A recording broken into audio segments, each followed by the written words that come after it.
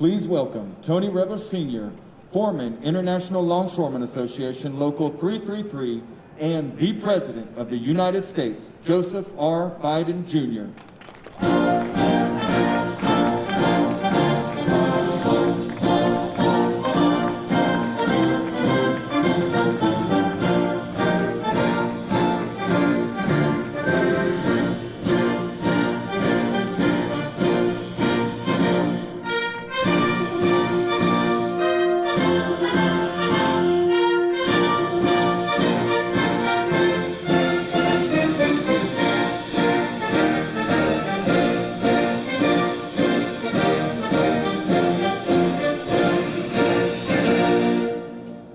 Good afternoon.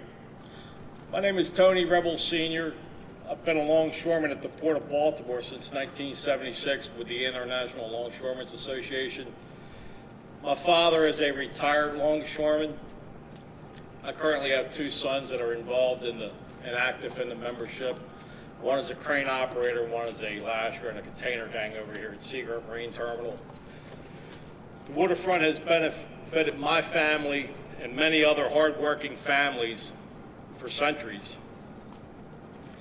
The current ILA leadership, the union employers, local government, and continued investments toward infrastructure will ensure hardworking union members are enabled to continue to provide for their families and keep the hook moving. Let's keep the hook moving, move forward. If you work on the waterfront, you know what keeping the hook moving means, so you'll understand greatly. The infrastructure investment will benefit the Port of Baltimore and future generations for many years to come. At this time, I would like to introduce our President of the United States, Joe Biden. Thank you, thank you, thank you. We have an expression, we used to have an expression when I served in the Senate, Senator Van Hollen. When they want to make some statement that was personal, they say, a point of personal privilege. You know, when you're talking about being a waterman working on the water, my family's originally from Baltimore, came in the early 1800s, and the entire Biden family worked in the watermen until probably 1906, 7, or 8. And my father was raised here in Baltimore. They don't say Baltimore, they say Baltimore. And so, you know, although they never worked at the port, they did work in the bay and along here.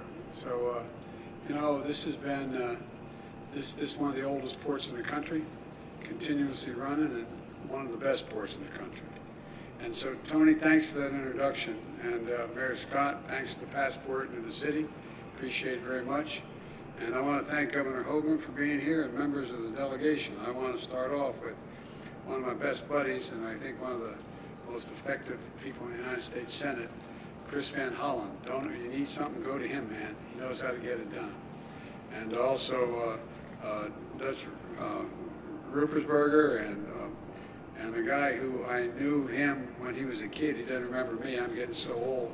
Knew his dad, Senator Sarbanes, and Congressman Sarbanes, Congressman Brown, and all this delegation. You got a first-rate delegation, and so I want to thank him for being here today, and thank him for all the help in getting the members of the House and getting the legislation passed.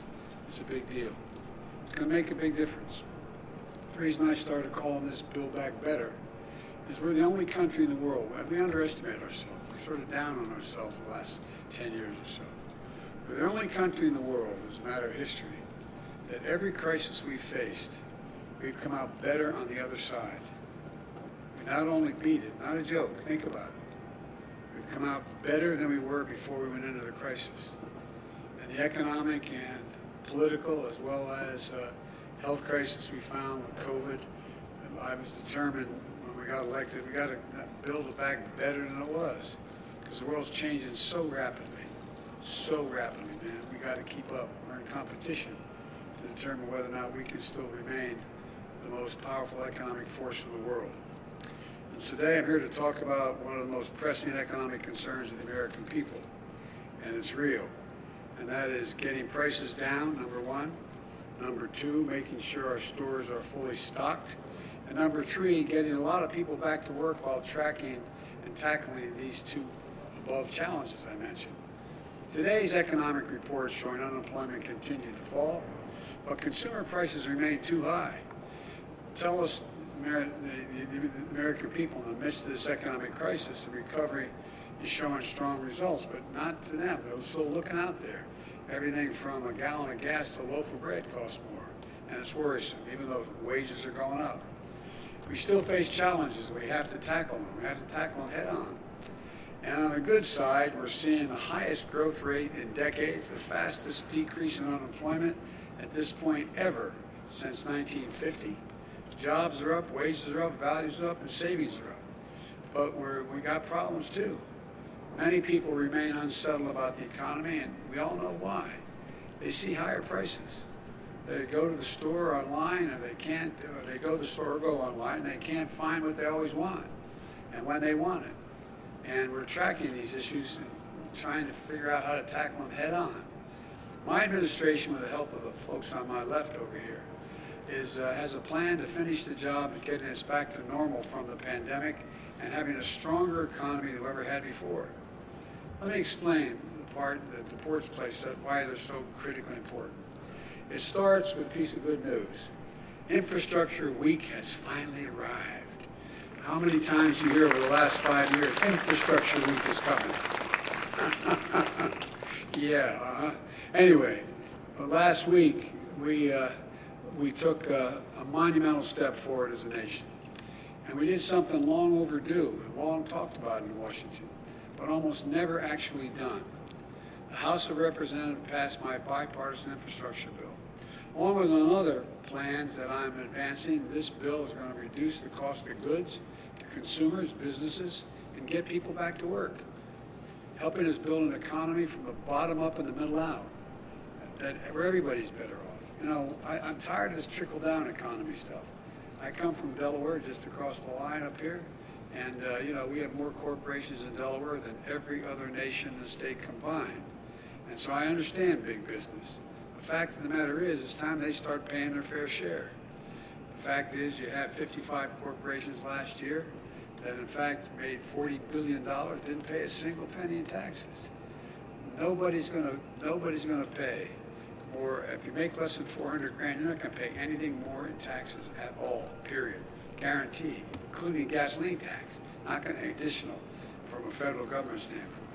And so look, this is a once-in-a-generation investment to create good-paying jobs, modernize infrastructure, turn the climate crisis into an opportunity. When I talk climate to other world leaders, I say, think one thing. We're dealing with climate, think jobs, good jobs, because that's how you beat the climate crisis. Put us on a path to win the economic competition of the 21st century. We face with China and the rest of the world. China's outspending us on research and development. China is outspending how these other countries are as well. And here's what I'm going to do. I'm going to create good-paying union jobs, not good job, not $12 an hour, not $15 an hour, $45 an hour and up with good benefits, so you can raise the family on and build the middle class out. And jobs that cannot be outsourced. You can't outsource these jobs. And I'm going to transform our transportation system with the most significant investment in passenger rail in the past 50 years. In roads and bridges, the most significant investment in 70 years. And investments in public transit that we've done over the period. You know, it's going to modernize our ports with $17 billion in investment. $17 billion in investment. We're going to reduce congestion.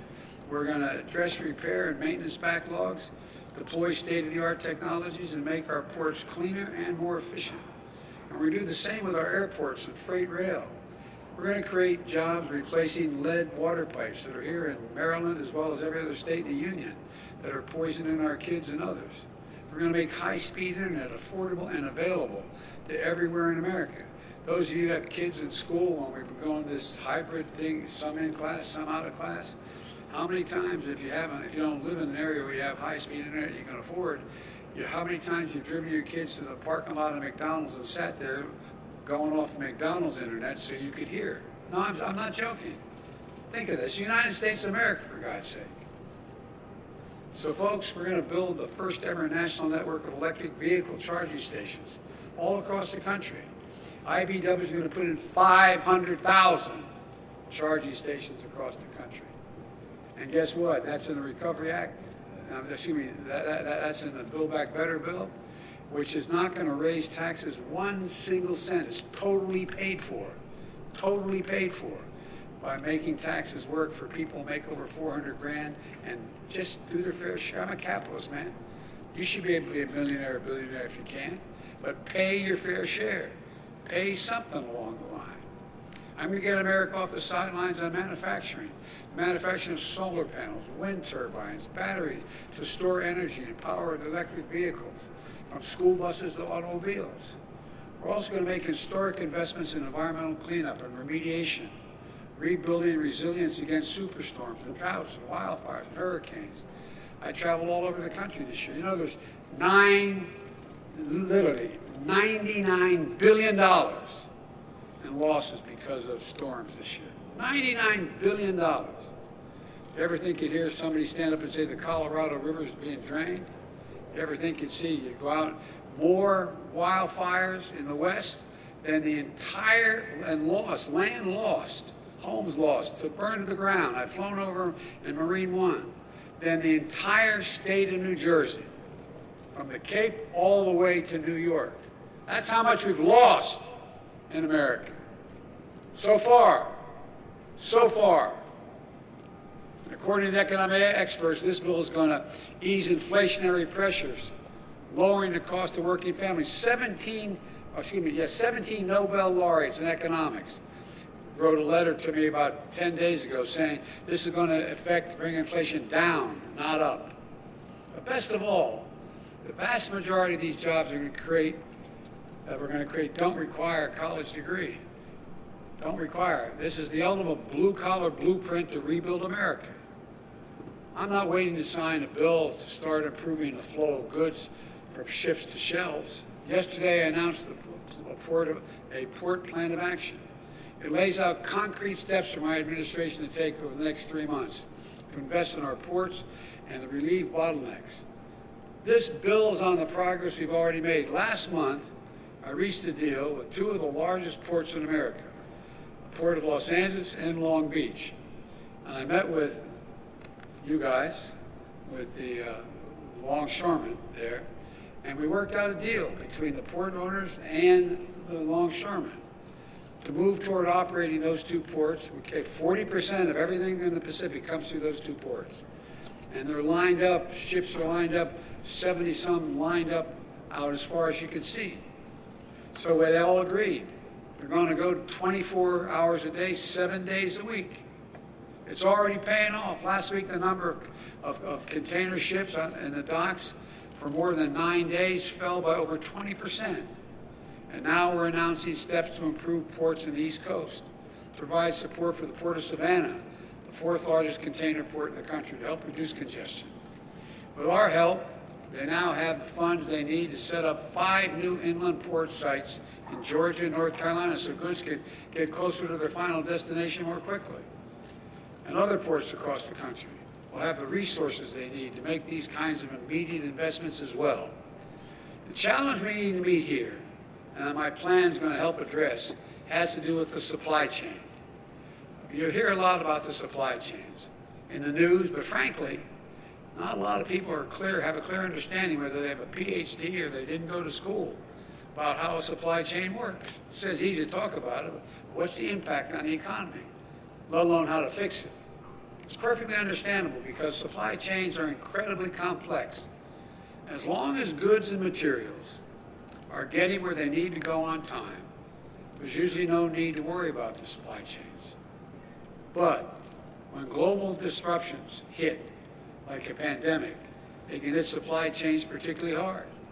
COVID-19 has stretched global supply chains like never before. And suddenly, when you go to order a pair of sneakers or a bicycle or Christmas presents for the family, you're met with higher prices and long delays, or they say they just don't have any at all.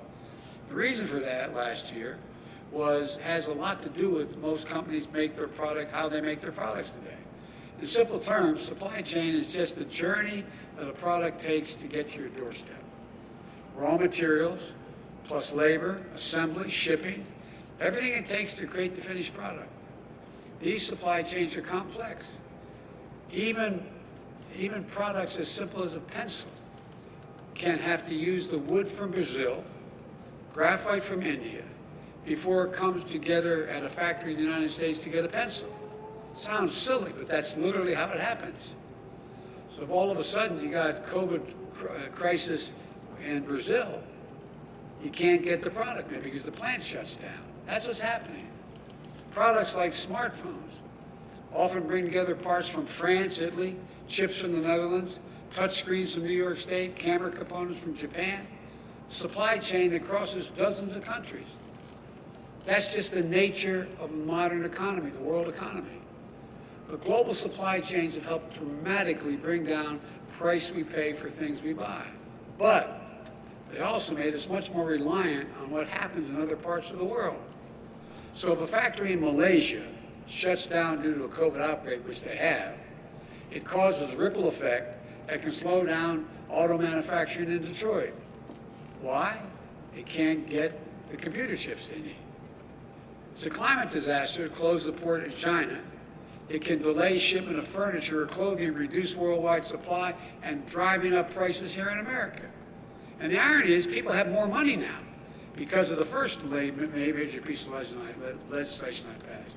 You all got checks for $1,400. You got checks for a whole range of things.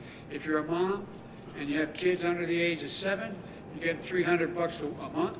And if it's over 7 to 17, you're getting $360 a month, like wealthy people used to do when they get back tax returns. It changed people's lives. But what happens if there's nothing to buy, you got more money, you compete for getting it there, it creates a real problem. So on the one hand, we're facing new disruptions to our supplies. At the same time, we're also experiencing higher demand for goods because wages are up, as well as people have money in the bank. Because of the strength of our economic recovery, American families have been able to buy more products. But guess what? They're not going out to dinner and lunch and going to local bars because of COVID. So what are they doing? They're staying home, they're ordering online, and they're buying product. Well, with more people with money buying product and less product to buy, what happens? The supply chain's the reason. The answer is you guys. I'll get to that in a minute. But what happens? Prices go up. So we got nearly 20% more goods coming into the country than we did before the pandemic struck. In 19 days, COVID-19 has changed the way we spend our time and our money. More products are being delivered than ever before. That's because people have a little more breathing room than they did last year, and that's a good thing.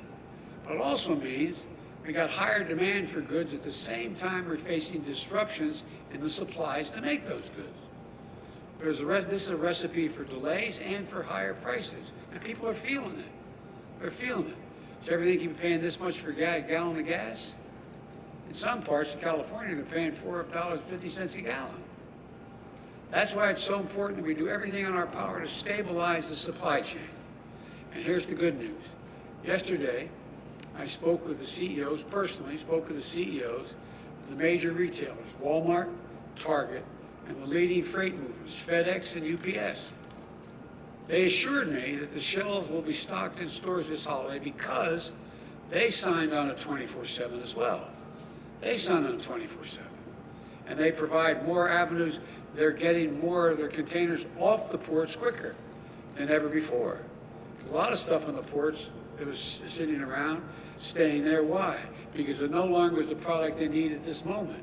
And it doesn't cost them anything to leave them sitting at the port rather than their warehouses. That's moving as well. Part of the reason why is because my port envoy, John Picari, who was Secretary of Transportation here for 2 governors, John has worked with the operators, the shippers, shipping companies and unions, and retailers to speed commerce so they can get products to stores and to your doors and to get the shelves fully stocked this holiday season. Instead of pointing fingers, we're seeing folks start to work together. Railroads, ocean liners, labor, state and local governments, progress has already begun, and now we passed the Bipartisan Infrastructure Bill, the deal. It's only going to accelerate. You've heard me say it before. Infrastructure used to be rated in the United States as the best in the world when I got to the Congress. But today, according to the World Economic Forum, you know where we rank in infrastructure? 13th in the world. 12 countries in the world have more modern, efficient infrastructure than the United States of America. By investing in our roads, our bridges, our ports, and so much else, this bill is going to make it easy for companies to get goods to market more quickly. Here in Baltimore, you've got a port that's older than America itself, and it's been operating for 315 years. By the way, got any Marines here? Any former Marines? Raise your hand. Well, if you're here as a Marine, happy birthday. It's your 247th birthday of the United States Marine Corps. They deserve some applause. Look, this port is connected to the nation's oldest rail line, the B&O Railroad, which in turn relies on the tunnels that are about 126 years old, those tunnels, okay? The tunnel has become a major bottleneck to the port. Now, the Port of Baltimore will be getting a $125 million grant to upgrade that tunnel. So freight trains can come double stacked through that tunnel. Double stacked with these cars, with containers on top. Twice as much. They move out a hell of a lot more quickly if they're imports going out, but if they're exports going across the ocean. That means in addition to more good jobs being filled, more products on shelves, delivery faster and lower prices, it's about taking a long-term view of our economy to deliver lower cost, more jobs, and ensure our shelves are stocked with product. And the longer-term view means building greater resilience to withstand both the shocks and disruptions that we can anticipate as the world continues to change. Pandemics, weather extremes, cyber attacks, whatever else comes our way, and they're all going to come our way. You know it. We need to be ready. We need companies throughout the supply chain to create and support good-paying jobs for people that they can grow in, build skills in, join a union, make a decent living. That's when disruption hits. So when disruption hits, companies can quickly adapt because they're invested in their workers, their skills, their training, and a strong foundation of what I always think unions in my family, I think of dignity and respect. That's what it's about, dignity and respect. Taking a longer-term view also means making Buy American, not just a promise, but an ironclad reality. When I got elected, I said, I get to spend, quote unquote, $600 billion a year money, making everything from aircraft carriers to balloons. But guess what?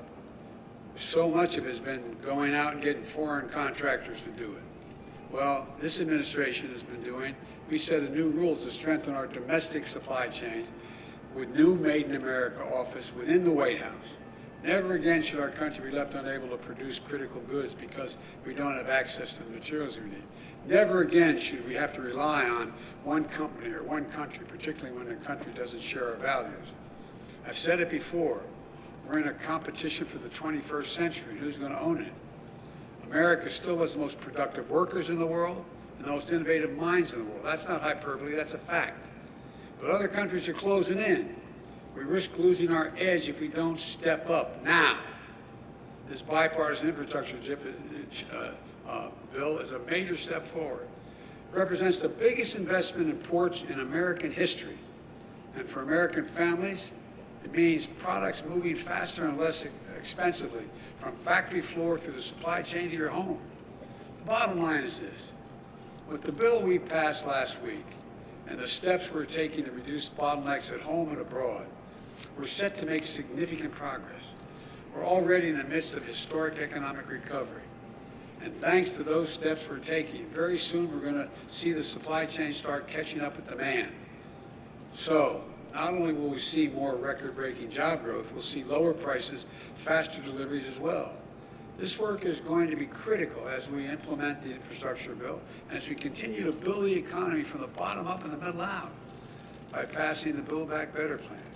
We need to unlock the full might and dynamism of our economy, guys, and of our people. I really mean it. And with this plan, we've set in motion that's what's exactly what we're going to do. We're going to build a better America, not a joke. We're going to lead the world again, not a joke. We're going to be in a position where we once again own the 21st century. Because when we own it, everybody does better. Everybody, not only America, but around the world. Sorry it takes so long, the sun's down. You don't have any sweater on, you're going to freeze. I'm going to stop talking. A man with as little hair as mine just took his hat off. I put it back on. You're going to get cold if I don't get stuff down. But look, all kidding aside, I want to particularly thank the longshoremen. You guys, as an old expression up in Claymont, Delaware, I was from, you all brought me to the dance, man. You've stuck with me from the first time I ran. And you've stepped up every time you've been asked. Every time you've been asked. And I want to personally thank you while I'm standing in front of you. God bless you all, and God bless all the workers to keep our economy going. And may God protect our troops. Thank you so very much.